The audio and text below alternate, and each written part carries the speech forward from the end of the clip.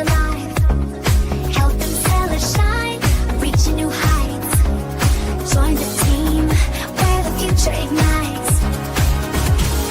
Sellers in control, watch their sales grow. Empowered to win with eRank we flow.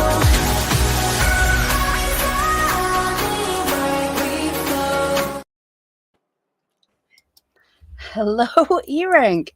Welcome to another live Thursday Q&A with me, Pam Duthie, and cozy-looking Starla Moore. It's freezing. Oh my goodness. We've got snow on the way, but our kids, like, they closed school yesterday because it was so cold, and the day before that there was a 2-hour delay. So yeah, I'm hearing it's cold over there, which I'm worried because that always comes here. But I just got, for everyone in the UK, well, everyone in Scotland and Ireland, I just got something never heard before. We actually had a weather alert warning on my phone, and it terrified me. Was that the clean underwear? I was wondering why you posted something about clean underwear. Yeah, I don't pay attention to the news or anything, but I was seeing some posts on Facebook about some weather, and then my phone makes no noise. All my friends know you don't call me, you message me on Facebook or you text me and say, will a phone call be okay?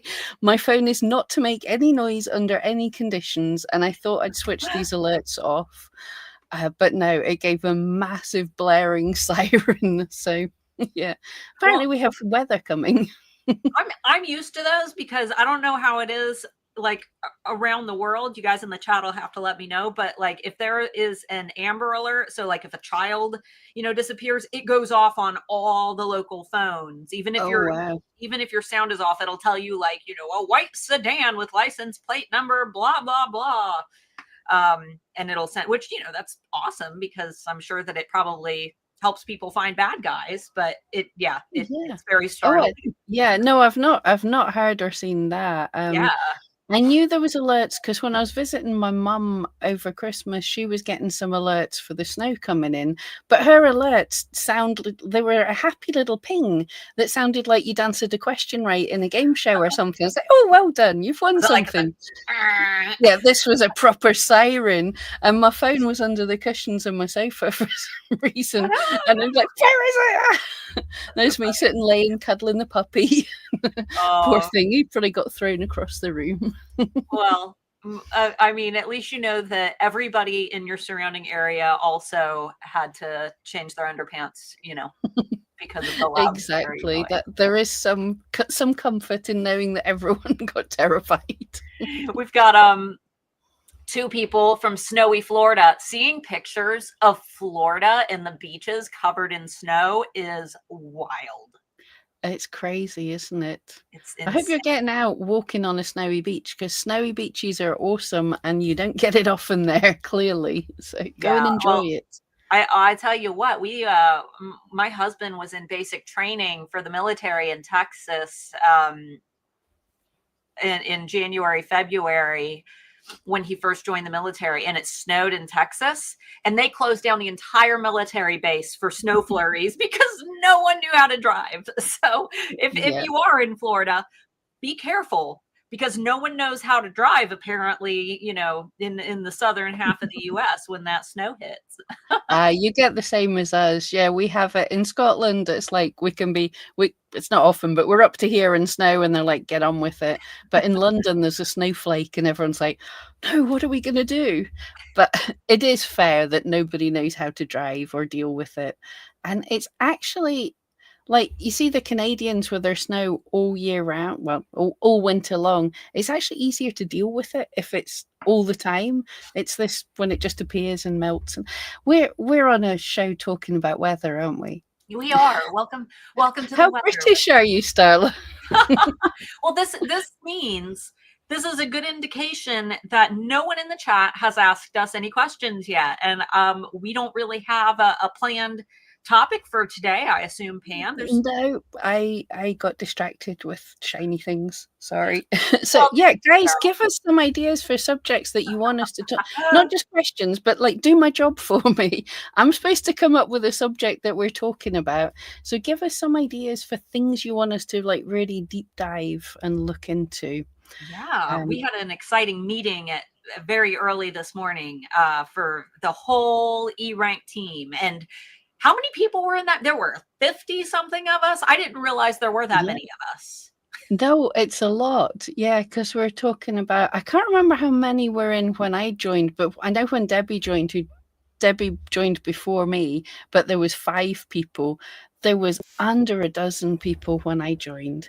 Starla joined a little later, but she'd been working with us Yeah, for me. unpaid. Yeah. But anyway, Heather did ask a great question. Oh, and then she retracted it. Heather, Oh, we needed I it. That was a good I managed. question. I grabbed it. Oh, there it is. She wants to know how to find hot items that haven't been tapped yet. This might be a really cool time to show the filter buttons within the Yeah, keyword yeah. tool. Let's just go straight to sharing my screen, Yeah, and then jump we'll right in. find the tool. Yeah. And I Does tell you that? what, if you feel like it takes you a long time to do this research and find these untapped niches, I mean, it's going to be hard for Pam and I to even come up with like a good example to show you, because it does take a lot of time. And I know that It's watching not easy. tutorials, yeah, watching a tutorial makes it seem fast, but Yeah. So, guys, if you see, I went into the keyword tool, and there's a little thing to get to the beta version of the keyword tool. I'm trying to think. I'm not. I've got a keyword that I know is untapped, but I have been. I have a keyword that's like this, or it was. But also I have been contacting the company to see if you can use them, and they haven't got back to me yet. So this is a trademarked term, but it is kicking what off is at the it? moment. Labubu is a type of doll that it's an adult toy, and people are making clothes for it.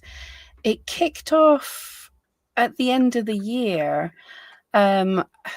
In like Oh, Asia and stuff, and it's doing really well. But I can't get the yes or no yet if we can actually make stuff for it. People are making like clothes and things to go with it, and okay. it's getting super searched for. But yes, so buyer, seller beware there. But if you go down to, this is actually too good because it is kicking off, so all the keywords are good. Do you want me But to give you one from my sweet spot list? I actually did this yes, research a while back for a video, so I should actually have. See, this is where we said that if you feel like this takes you a long time, I promise yeah, you. it's tricky. I only remember this one because I'm talking about it tomorrow. But this is probably, well, the graph's not fully populated there. I know what's happening, right? This is a bug that I've told the team about that only I seem to be able to see, that the graph doesn't follow me. But yeah, this keyword only started kicking off in November. So the reason I remember this one is in November it had 15,000 searches, and in the US the competition is 195. That's either nobody's cottoned onto it yet, or it's super locked down with a trademark and the shops are getting shut down. Don't know which. Hopefully Starla's got a better one. Let's do a I've got some pretty universal ones. So and keep in mind that you kind of have to have an idea of what you're going to sell. It just trying to seek out a trend. Yeah. I mean, you can do it by going to the trend buzz and kind of deep diving, but it does take a little bit more time. A good example though that I found, let's start with a very broad phrase, and we'll go on a pretend journey. So let's say that we make pet products, and we have noticed that there are lots of clothing and, memes and TikToks about guinea pigs. So let's search just guinea pig and we'll see, what eRank I suggests. don't know if I can spell guinea pig. No, I can't. N-E-A. Yeah. No, that's not right. G-U-I-N-E-A. I used to breed guinea pigs. Now I'm deathly Oh, is that allergic. right? Let's find out. G-U-I-N-E-A. N. No, I'm not right. Sorry. Guin. E-A. EA. I knew there was something wrong there. Yeah. There we go. Yeah, don't ask the dyslexic in the room to spell things. Right. Is that yeah, that does. Cool. So we can already see it's decently searched. The competition isn't too bad, but we can probably niche this down even more. Yeah. That's a fun search trend line. It is right? up and down. So Pam, give us a filtered search for trends with less competition, and let's see. Yeah. So if you haven't seen this is cool. The Etsy any of these with this little funnel thing, you just click on it and you can select greater than, less than, or equals to. So if you want to get rid of all the big competition, we're going to go less than, what should we say, 10,000? Or yeah, sure. They probably are all less than 10,000 just now because that's a good keyword. But anyway, so now we've screened out everything. But the cool thing about this is you can go even more. We could get rid of everything with searches less than 500. There might not be much here, but let's see. And that didn't work. Isn't it great when we're like, goes. Oh, has it done it now? No. Oh, have I done? Is it doing it the wrong way? Yeah, I've done it wrong. I'm an idiot. So there we go. We found all the keywords. Now this is going to be the tags related to and the related keywords to guinea pig. We found all of them with average searches greater than whatever I said, 500, and competition less than 10,000. So yeah, those are developers who came up with these filters. Fantastic, because you can just get it all the way. And then the final thing to use is the search trend graph, because sometimes trends have died away. Sadly, guinea pig tunnels doesn't look like it's doing good anymore. Sorry for that, guys. But guinea pig cage liners and guinea pig fleece liner and guinea pig accessories are all doing really good. And guinea pig cage liner, look how low that competition. There are more people searching for guinea pig cage liners than what there are guinea pig cage liners listed. So that tells us that there is not enough product to meet current demand for that term. And if we look at this list, we also see chinchilla in there. And yeah, we're looking for guinea pig specific things because maybe we noticed that guinea pigs are trending, but this might give us an idea for other tags. If you make guinea pig cage liners, or you decide to based on this data, you might also add the term chinchilla into your tag section, just because it would appear that, you know, people who are interested in guinea pig stuff might also be interested in chinchilla stuff, or maybe even rabbit accessories. So it can kind of help you to expand your horizons a little bit. And, you know, Vicky had said how to find trends that are more specific.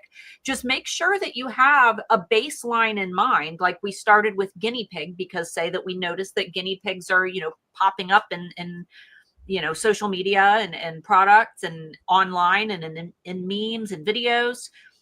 From there, take those things that you notice and pop them into eRank.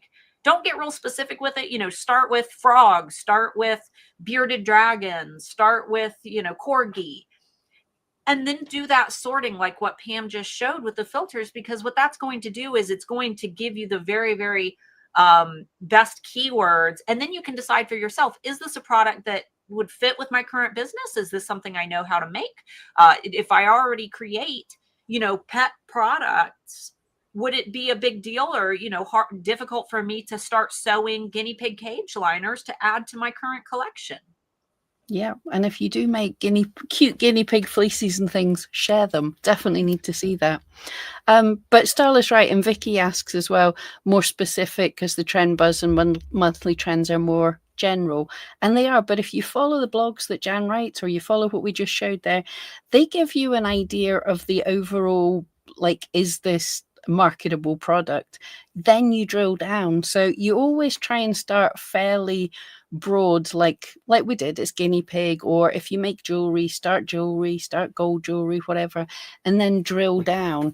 Because what can happen is you can have an idea for your specific product, bronze and opal steampunk engagement ring. I nearly forgot this is not a keyword, guys. Yeah.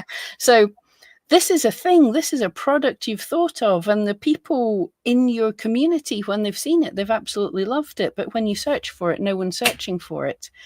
That's because no one's thought that specifically. So you have to start a bit higher. Are people searching for steampunk rings? Are people searching for bronze rings?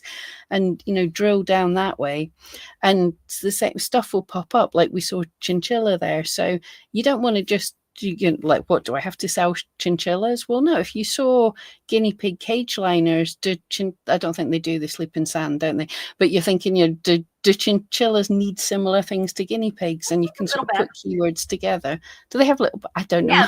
Yeah, they bathe in sand, they roll in sand, but they'll sleep in a hammock. Oh, hammocks, yeah. There's all kinds of things. Was it last year bearded dragon hammocks were huge out of nowhere? Yes, my mom is she's a bearded dragon lady, so she's crazy about all the weird bearded dragon accessories. Jessica, I'll get to yours in just a minute, but Heather, when you click on the keyword tool from your left navigation, there will be a big orange box that says check out the new keyword tool beta. That will take you to the new version that we're still kind of working on. But, if you want to be able to filter and do like what Pam just showed, check out the new version. And if you have any feedback about it, make sure that you click our little green eRank logo button in the bottom right corner, because we are still working on that tool. And, obviously, if you guys notice anything that you don't like or, wish that the tool had, you can push that button and we'll make sure that, it gets pushed over to the right people. Yeah, that's why I'm saying when I saw the graph and I was like, oh, that's it, because that's a thing that I've seen a bug in and I've sent it to the team. Unfortunately, I'm really good at finding the bugs that everyone else goes, nope, that doesn't happen. It's only you. So they're working on that. But find us all the bugs, because I hope you like the beta version, because things like those filtering, I think that's a really great feature. But you have to beta test for us to get it out of this beta phase as soon as possible, because it's really cool. So Jessica had said, is the number in the green bar, like chinchilla, the number of times someone has searched for that word, and what is the time frame for those searches? I always get confused when I look at keyword rank. So yes, those are your average monthly searches, right? Yeah. It depends which green bar, because everything's green here. Well, it's great. But yeah, so this green bar, that's your average monthly searches, is this one. I always forget that over 12 months, it's a 12-month average of people that have searched. This is the 12-month average of the click-through rate. So it's from people who've searched who also click. And the 12-month, no, is it the 12-month? No, that's the competition right now. Yeah, that's the number of listings in the USA for that keyword just now. But the other green bars, this shows us the current month. And the number that you're seeing there is the actual, because you'll see it's like, why is that? This is a number of searches. Why is that 2,000 and that's 1,000? Well, that's showing us this last month. That's what the December searches were. And you can look through all the other months as well. This is another cool feature. You can see what was it like last January. Hey, it was about 1,200. So you can, that's the green bar is the current month on those things. Yeah, and it's good to also, like, for example, the guinea pig tunnel, you might look at the average searches and say, oh, $5.99, that's not too bad. But then you actually look at where that search volume dropped off. It's like, oh, well, they were popular for a while, but now not a lot of people are searching for them. So yeah, and one we don't see in those charts, but one to really look out for is if there's absolutely nothing and then a big spike. That can mean that something's just really popping off and you've suddenly found, the trend at just the right time. It also can mean that every now and again, but far too often, there's suddenly interest just for a month and it dies away to nothing. Quite a lot of the time, that means that Etsy put chinchilla tunnels on the front page of Etsy and lots of people clicked on it. But it doesn't stay around. So do not start your entire shop on a 1 month spike. Always look and see at least there's a couple of months happening there. Yeah, because even if Etsy, you know, publishes like a newsletter and they tell all their shoppers, like, you know, oh, this type of jewelry, this type of gemstone is hot, and everybody clicks on that link and it goes to a search page, even though they didn't type in, you know, amethyst necklace, Etsy sent them there, that counted as a search. And that's why sometimes you'll see 1 month where it's just woo through the roof and then it's flatlined. Etsy created that interest, but it was temporary interest. So that would really stink if you, like Pam said, shaped your entire business model around. Yeah. It can be helpful. How I look at some of the weird keywords that come up because Jan talks to me about her trend reports, which are super interesting. I look into these. So some of them, it can look really good. If it's something a little more specific that you hadn't thought of, it shoots up out of nowhere and there's a lot of clicks on it. That says potentially people like this when they see it, they just don't know to search for it. So that could be something that might work well on social media, you know, work well visually when people see it, or find the keywords that they're looking for that they would like your thing if they saw it there. So it can be useful to look at and go, oh, people are suddenly very interested in this bearded dragon hammocks, therefore I am going to make a TikTok account of my bearded dragon sleeping in all his new hammocks. Yeah. So. And I mean, that kind of fits with Vicky's other, you know, comment. She said, I usually start broad, but as soon as I put in another keyword, the search drops to nothing. It happens with almost everything I put in. The main word is popular until I add my niche to it. You have to also consider that you're not just ranking for that specific thing. You're also ranking for every other word that you have in your title as well as your tags, because Etsy is going to broad match. So even if terms aren't right next to each other, you can still broad match in that way. And like Pam said, sometimes people aren't searching for the exact words that describe your product. But you can utilize other terms that are being searched that are closely related to your niche. So let's say that, you know, you were creating. I have one. Oh, do you have a good one? Okay, good. Because I was going to use the guinea pig example again. This is what I make. Needle felted dogs. There are people in my niche that are so popular that their waiting list on Etsy is over 6 months. Yet, look at that keyword. Does anyone think that's even slightly a good keyword?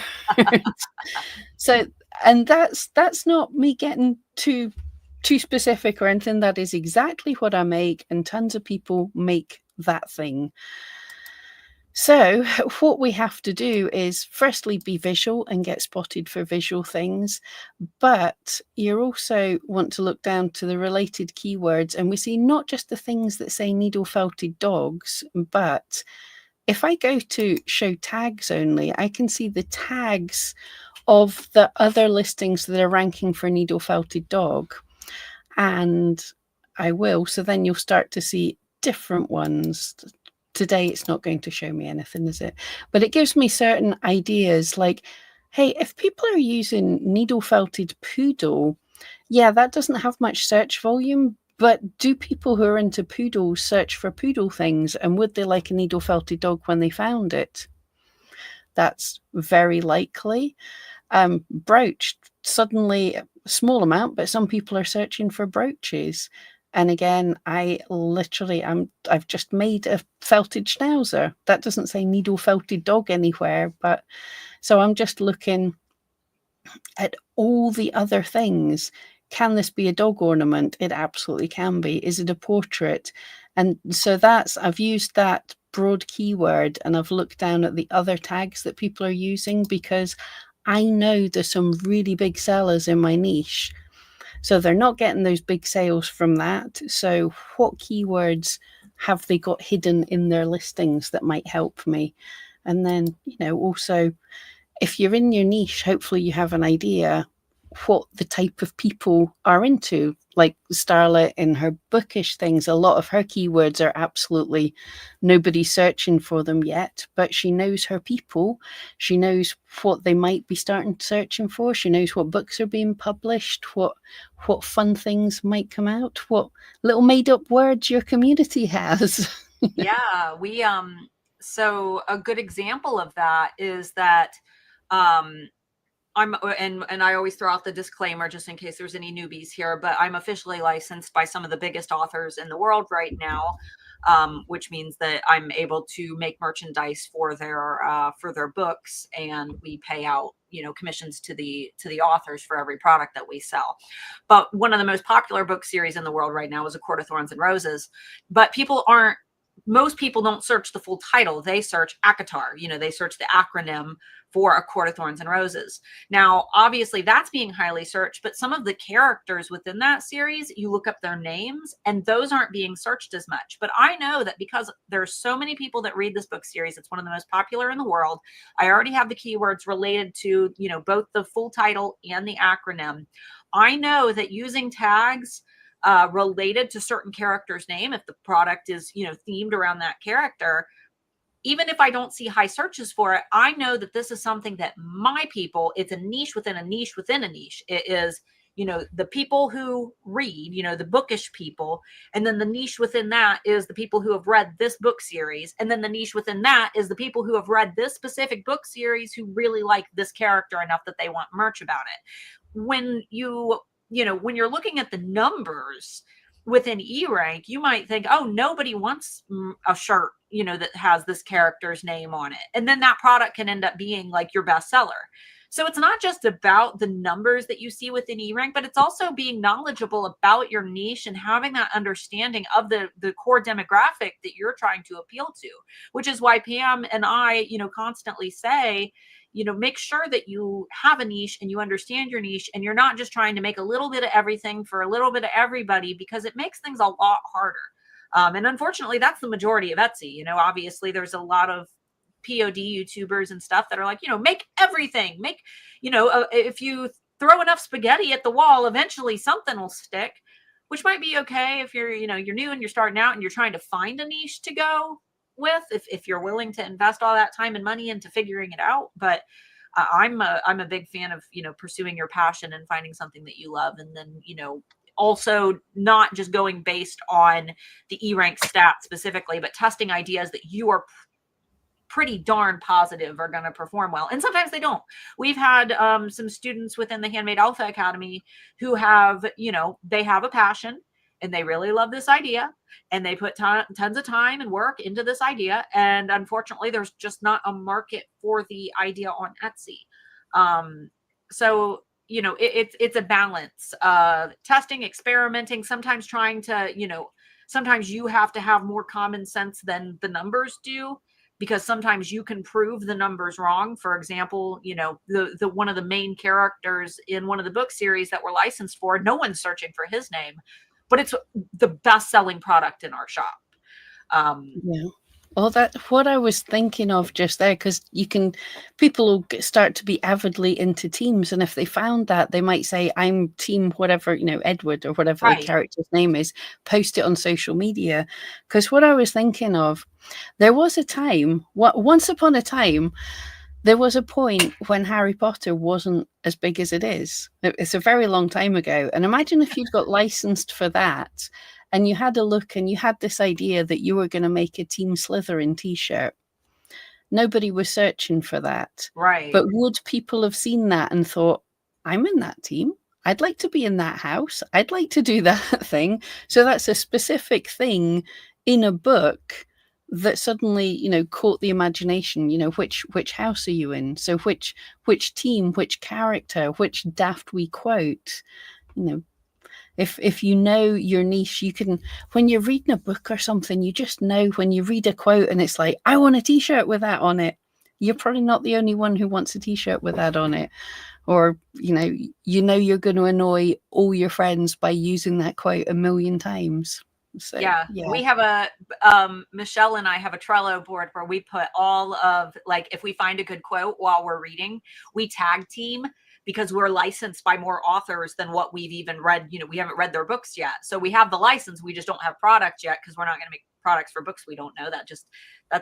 I don't want to be a poser, so, but we'll just sit and we'll find, little, and what's great about that is that we can target, quotes and things that not everybody else is using. There's a couple quotes from A Court of Thorns and Roses that it's on every single product. And I'm like, okay, there's enough of that. Let's find some quotes that literally no one has products about. That way people who genuinely have read these books and really love them are going to know, what these quotes mean. So, but anyway, trend research does take a lot of time, but, just make sure that you're experimenting. And if common sense and logic tells you that something might perform well, even if eRank says, that nobody's searching for it, keep in mind that our data is based on averages. And sometimes some terms will fall through the cracks and there might be a lot of people searching for it, but out of our millions and millions of panelists within our data sets, maybe no one was searching for it within our data set. So sometimes those are the best terms to experiment with.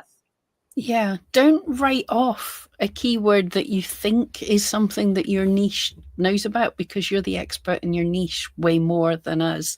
eRank's a tool to help you, but like every tool, it's not everything. Nobody can tell you what a good keyword is until you experiment with it. You could have found one that looks great on paper and you make your stuff, but the people searching for that, they just don't like what you made. Or you might find a keyword that looks terrible, but it ends up doing great. I mean, sort of sad story, but I had the idea for doing corgi bookmarks. I didn't know the Queen was just about to die. That wasn't in the plan, but did suddenly people get very interested in corgis? Things happen. Perfect timing. Yeah, that's why I target for my licensing books that have been where the rights have been purchased by film studios. That way I can secure my licensing before you can't license anymore. So, I've got a lot of books that I'm licensed for and I can make the merch for, and I'm grandfathered in for when, they become a Netflix series. I'll still be able to legally make merch, and then the popularity will skyrocket. So it's brilliant. Yeah, can you imagine if you got in before something got something really big? And Starla's going to do this probably. One of these shows, one of these books is going to make a great show. Oh yeah, I'm sure I'll have videos about it. I get this question a lot, Pam. I know you do too. What would you consider a good average monthly search when product niche researching, and how much is too low? I think that entirely depends. If you're trying to decide for the overarching theme that your whole shop is going to be around, obviously you're going to want to have a decent amount of searches, but there is no good number. You need to set an expectation there. Some people might be satisfied, with a niche that has, a few thousand searches and they're not expecting to make millions of dollars. But if you want to build a 6-figure business, you should probably have, a decent amount of monthly searches and again, decent could mean a lot of different things to a lot of different people. If you're just trying out a product though, like I just said, I've got a product for a character in these books that no one's searching for. And, if I were to have only gone based on the data, I might have assumed that no one likes this character. But I know that I like this character, and I see people in my book, groups talking about this character, and I see lots of fan art of this character. So that tells me maybe I could make a product about this character. And, it ended up doing really, really well. So, do you have, Pam, do you have like a number in mind that you look for? That's my niche. Yeah, that's true. But no, because yes, if I'm just looking for ideas for something to try, then I don't have a specific number, but I look for something that's got good searches with low competition and go, oh, is that something I can make? How interesting. But in general, I'm also like, if I was looking and I saw chinchilla, bearded dragon or whatever, I also riff off and get ideas from that. Like, start, what are other small furry animals that live in cages that people might like? Is there a community of people who are really into rats? Yes. So you just get ideas from that. And I don't even necessarily bother diving too much into the keyword research. Once I've started getting the ideas, I'll just note them down, get it, stick them in a keyword list or something. But a really big secret, you have 13 tags, you have a title of a fair amount of length, you have attributes and categories and all sorts of things. So you're not looking to rank for one keyword. Like, you might find that one great keyword that has 1,000 searches, but you could have, with a combination of words in all of those things, you could have 100 keywords that have 10 people searching, and that's still a lot of search volume. So yeah, there isn't, if someone tells you there's an exact number, there isn't. There just isn't. The keyword research is there to help you get ideas and stuff, but if you have a good idea and it doesn't cost you much money to make, go with it. But don't form your entire business model around something that nobody's searching for, but throw out crazy ideas every once in a while. Yeah. But yeah, that's nearly forgot. That was the other thing I was going to say. People complain and say Etsy's saturated, but that's a good thing because everything can sell on Etsy if it's good. So there isn't a product that's not sellable on Etsy. There isn't a niche because, well, if we think of the categories, all of them are well catered to. So your little niche, like Starla's bookish t-shirt or something, her niche for that book might be quite small, but it's in the category, it's in the broader niche. It could get seen by people searching for t-shirts. So it's a t-shirt, it can get seen in bigger niches. My stuff, my needle felted dogs are like home decor. Is that too low a niche for me to be in? Absolutely not. Do people want stuff in their houses? And if I manage to show up in searches for those things, if they were dog lovers, might they want a needle felted dog? Yeah. So yeah, good stuff that people like. We're basically talking people out of doing keyword research, but we're not. Keywords are important, but they're not. Don't let them hold you back. Yeah, it's a balance, as with everything. There's always a balance between, the artisan side where the heart is and the data side. And we see the businesses that 100% just rely on the data. And those are the businesses that feel inhuman and sterile. And they're not the type of businesses that tend to do well on Etsy because they crunch the numbers too much. There has to be that balance of creativity and passion and love for what you do and artistic skill. And, even when it comes to artistic skill, even if you're just putting a bunch of Canva assets together and making a cool collage style picture, which is what I do. I take hundreds and hundreds of teeny tiny little assets and I put them all together to create one big picture. And, there are tools that can help you, but you also have to have a passion for your niche and what you do. If I was just slapping random graphics all over t-shirts, they wouldn't do nearly as well as, me understanding my target customer, understanding which characters people love, which ones, the book boyfriends. And like Pam said, people wanting to wear like, team whoever t-shirts, which we don't make any of those, but we've talked about it. We've talked about just doing like almost like varsity style sweatshirts that just say team and then all of the characters, like the male and the female love interests for every book, and just doing a line of solid colors with like that would be such a cute couple shirts though, wouldn't it? All different ones. Oh, and Tina, she's taking a meta break, but she said Blue Sky has cured my nervous system. It's a freaking dream over there. I did start a Blue Sky, I will admit. I just have it hooked up to my Metricool, so it's just posting on autopilot right now. But I've heard a lot of good things. So hopefully that one sticks as well, because I hope so.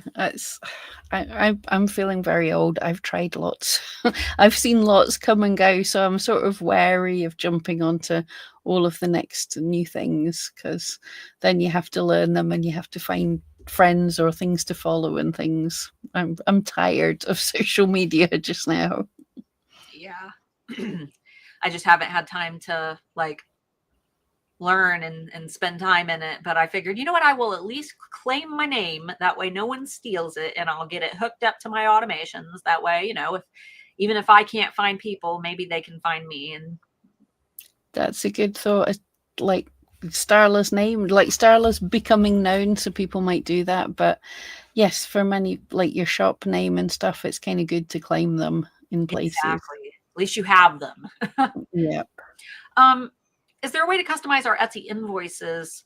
And Tina did answer, you know, you should be able to customize your thank you message. But there's not a whole lot that you can do to customize the invoice specifically. Nope, that's pretty much between Etsy and your customer, really. There's nothing. I don't think we have much control over that. Yeah. Let's see. Kat, this is great. My niche is small and most of my items don't even have enough searches to register on tools. I'm still making daily sales, so it's worth really knowing your customers. And the benefit there is that your competitors or people who are thinking about, you know, joining your particular niche, they might do those keyword searches on eRank and see that no one's searching for those items and assume that it's a bad niche. So that actually is a good thing because it can keep competition low, because people will assume, oh, nobody's searching, you know, nobody wants this thing, when in reality, you're one of the few who's making bank on this particular niche that other people just haven't found yet. So that's the case of these weird characters that I make products for, where everybody must just think that no one likes them. So we've been able to keep ourselves in a nice, you know, low saturation category. Yeah, that's a good point, that if you get into that position, people aren't going to come and copy you and steal your work because they don't think it's the shiny, wonderful stuff that they want to steal. So that's kind of cool as well. Not that people should be stealing your stuff, but we all know it happens. Yeah, it's a sign when you get big, you know, somebody's going to be nicking your stuff. I've had my stuff in places. We've all had that. Let's see. Poor puppy. She's upstairs crying. Oh, no. Let's see. Vicky said, is it okay to use keywords in my tags that aren't my niche if I know that people in a different niche could be potential customers, and then I can tap into that group of people? I think it really depends on how closely related your product is to that niche. So for example, a guinea pig cage liner can in fact be used as a chinchilla cage liner. But if you have a guinea pig cage liner and you put, you know, fish aquarium in your tags, that's probably that's probably not you know, the type of audience that you want to appeal to. So I think that it still needs to fit. I have to remove that so we can see the puppy. Oh yes. I think it still needs to fit. If you're selling a necklace, don't put tags about bracelets. If you're selling a gold necklace, don't put tags about silver. If you're selling an amethyst, don't put tags about, you know, garnets. But I think that you can find some adjacent tags.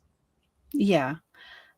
It has to be relevant. Exactly. The only problem, it's not a massive problem, but you can find yourself heading off down a rabbit hole and being popular with people that you don't quite understand as much as your niche. But hey, we're here to make sales, because we know how things work on Etsy. When something gets popular, it gets seen more and it gets more sales. So you can find that your customer base ends up moving from what you thought it was going to be to something else. But hey, sales are good.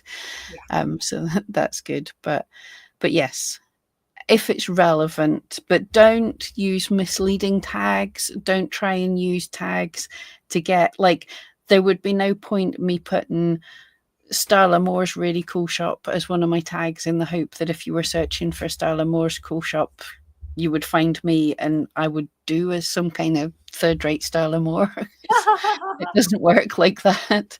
So yeah, just so long as they're relevant, absolutely. Let's She see. kind of matches your outfit. She does. She's being naughty. She wants to bite, and we're trying to teach that hands aren't mouths, but she's got the sharpest little teeth. Yeah, little monster down the stairs is still trying to learn that one. He loves with his teeth. Let's see. I love this comment. Here's the thing. There are things I would never want myself. Would I wear a shirt with kids' names on? Hell no. Would I give such a thing as a gift to a friend with her kids on? Definitely. And hey, I don't wear shirts that have my favorite book character's name in bold print on them. But I know that there are people in my industry, because I do know my niche well enough to know that there are people, who would wear things like that. And I know enough about the niche to be able to make a cool design, even if it's not something I would personally wear. I at least know that there is a market for it. So you don't have to love, personally every single product that you make. I make products for books I didn't particularly care for. I've got some books that I've read and I know that a lot of people like them. I just didn't personally like them, but I'm licensed for them and I make the products because I know that, someone really loved them. Doesn't mean that, I have to like them. I think it's a normal thing for an artist or a crafter. The problem is, how you made your stuff, how easy it is or how difficult it is. You're too close to it. So you probably love it when you're making it or whatever. But for me, every dog that I make, I absolutely love it when I'm making it. And as soon as I've finished it, it's even hard work to photograph it. I want it out of my house, which is probably weird, but I stop thinking about them. I want them gone. It stresses me out, and then I move on to the next one. Well, I wouldn't buy my own stuff, but I have bought people's needle felted things, but I wouldn't buy my own stuff because I keep on seeing all the faults, and every night I would be remaking it, go, no, that's wrong, that's wrong. So yeah, we don't have to be our own buyer to understand, to be part of our niche. Yeah. And I tell you what, I look at my products that I've designed and I just pick them apart. Like all I think about is how I made it and the layers and, the colors, and I'll sit and obsess over something that I don't like about it. And I shop from tons of bookish shops that are completely different than mine, because I would prefer to buy from somebody else than to wear my own stuff. And I'm sure I have other bookish sellers who buy my stuff because they feel the same way about their bookish stuff. So I think that you don't have to be your own customer. You can be if you I still wear my shirts mainly because I have a bunch of samples I can't give away. But that's when you've got a nice niche. I always found that as well, rather than thinking of your competition is your competition, but you can also be a community, and that's a cool thing. You're not thinking, oh, I have to get all the sales in this bookish niche. You're like, oh, I like what you make, I'm going to have that, because you all love the same thing. No, he's playing over there, but it is just flashing back. Lou had said, any ideas for higher end, more unique items? What do you mean by ideas? What do you make? But a simple thing for higher end, more unique items depends what you make. But whatever it is that you make, like I talk with my mum about this all the time. My mum's a knitter, and squeaks. My mum's a knitter, and there are hundreds of shops with really cheap wool and quickly made things. But if you start using more quality materials, then you can position yourself in a completely different place and have higher end, more unique things, and you can get more money for less work. And it's really cool. So instead of cheap acrylic and try and sell 400 baby hats, you can get, the most beautiful cashmere and try and make, only have to sell one shawl to every 1,000 baby hats or something. Yeah. But we need more details. She said that keyword ideas, unique is an unusual, one of a kind. I make copper jewelry and some are very avant-garde. You just used a great keyword, avant-garde, unusual, abstract, eclectic, aesthetic. there are a lot of terms that, you know, you need to think a little bit more about your ideal target customer, as opposed to a million ways to describe a piece of unusual copper jewelry. You know, because I know that sometimes I might search, if I was looking for something like that, I might search for goth jewelry or weird jewelry or unique jewelry, or, you know,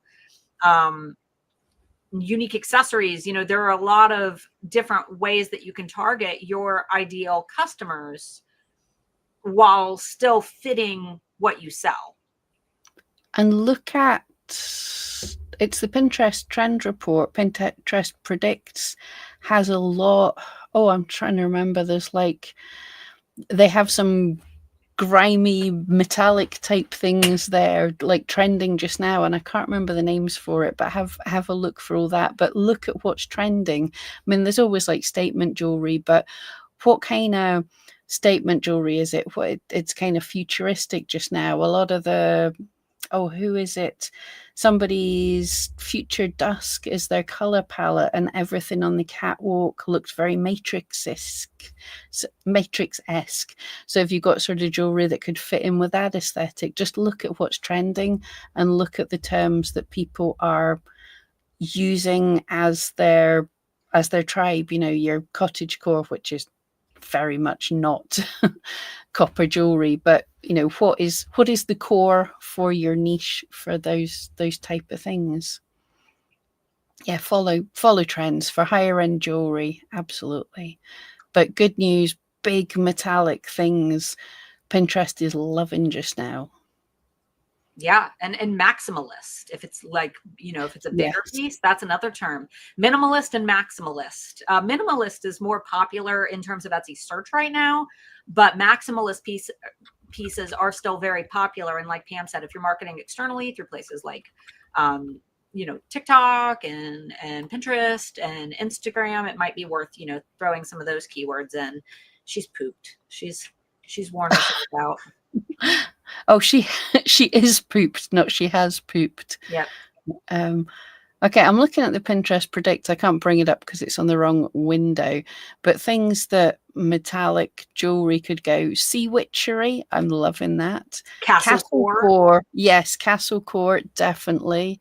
Goddess complex, yes. The Terra Future trend, that could have coppers in with all the greens and everything. So definitely look up Pinterest predicts. There was something I know I'd read. It might not have been Pinterest, but yeah, mix and maximalist is just layering up all sorts of different things.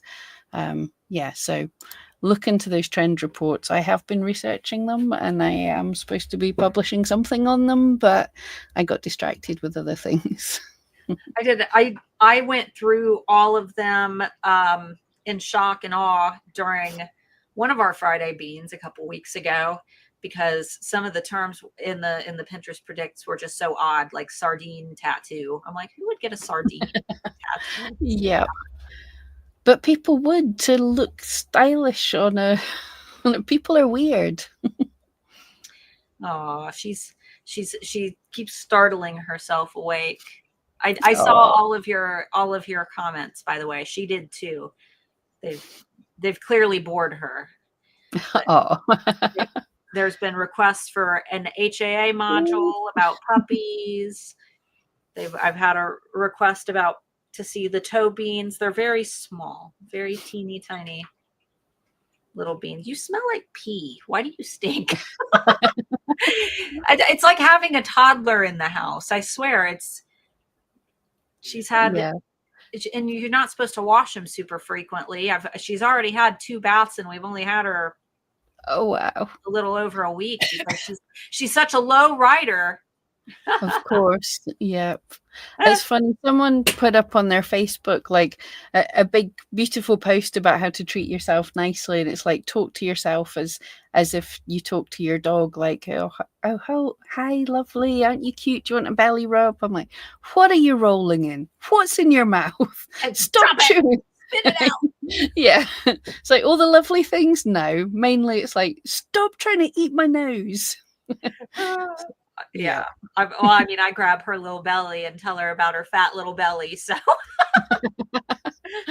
yeah, definitely I get the point they were trying to make, but yeah, not like how I talk to my dog.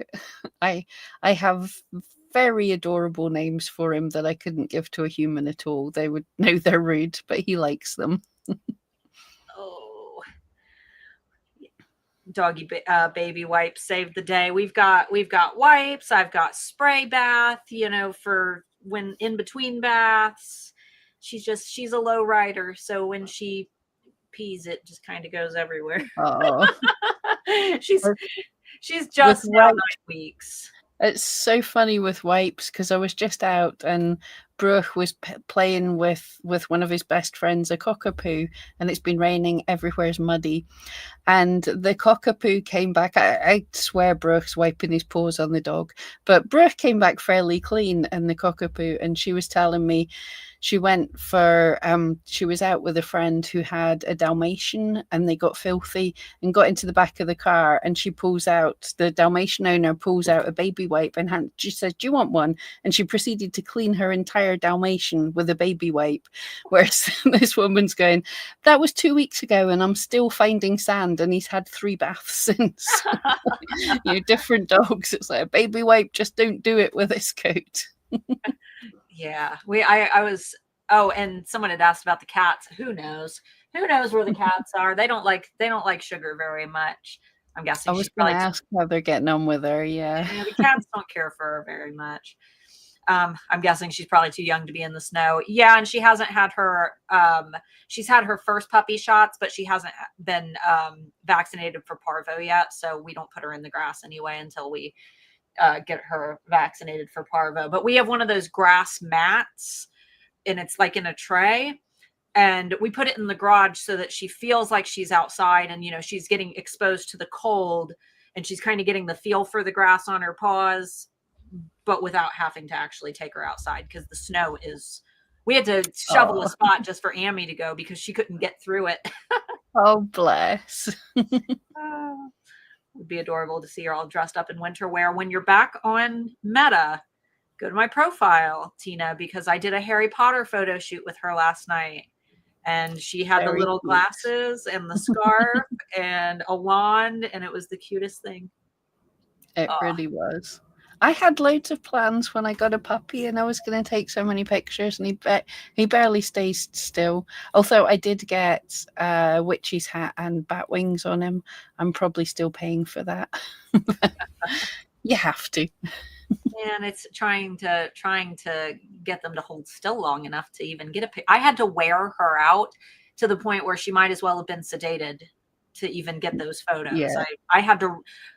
We just threw a toy back and forth for like an hour, and then she collapsed.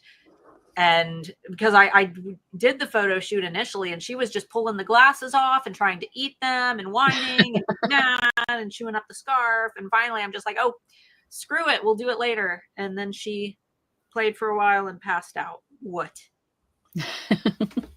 Yeah. Well, it was worth it because that is adorable. Well, man, we really don't have any more questions, guys. You blinded them with cuteness. It's entirely your fault. You just distracted them. Everyone's brain melted and just went, ah, puppy. You can't even hold your puppy up on your lap anymore, can you? Well, I could do, but he would be up about here and chomping my head for most of it. He never sat nicely. I think when I got him, we had one Zoom meeting for about half an hour where he sat nicely in the sling, and then the rest of the time, I think he was in the crate beside us twice, and then I've just had to. He's in a different room. He's not. He was never nice and still and cuddly. He's very different. Well, she's just so small that she wiggles and easy. Yeah. I just grab her. I just pick her up and grab her real quick. She complains a little bit. She gets irritated, but she's so little. Well, guys, thank you for, unless you're doing SEO about puppies. Well, maybe next week she'll be asleep for more of Q&A. Then again, I guess you guys prefer her be here because you all seem very You entirely only got a puppy for the audience engagement. Oh yeah, absolutely. She's more of an accessory, you know. Yeah. Oh, bless. She is lovely.